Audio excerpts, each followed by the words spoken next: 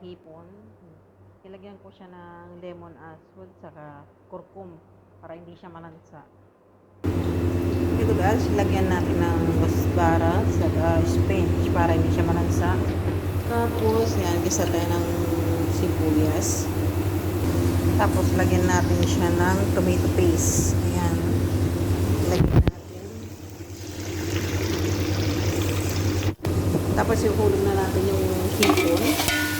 Ayan.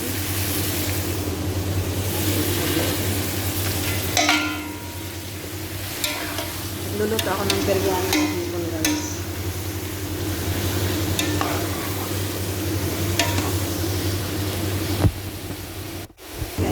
Yan o, ilagyan natin yan, lemon aso dyan guys. Lagay din natin ng magi na dalawa. Lagyan natin ng paminta.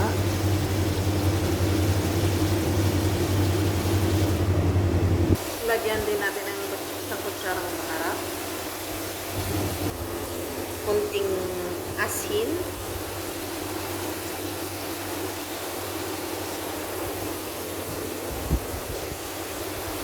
Tapos haluin po natin hanggang sa mag-isa siya. Antayin natin mag-isa, tapos ilagyan natin siya ng 2 pirasong lemon para sa finishing.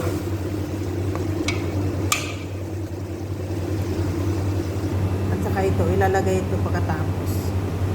Takpan natin guys para medyo maganda. Tapos hiwa-hiwain natin na maliliit tong kusbara. Ilagay ko na guys. Ayan, at hiwain natin. Hiwalin natin pala.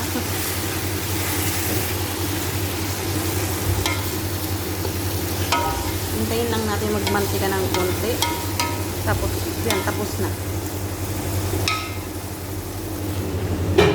Ito na guys, yung lemon na piniga ko. Ilalagay ko na po sa ribyan.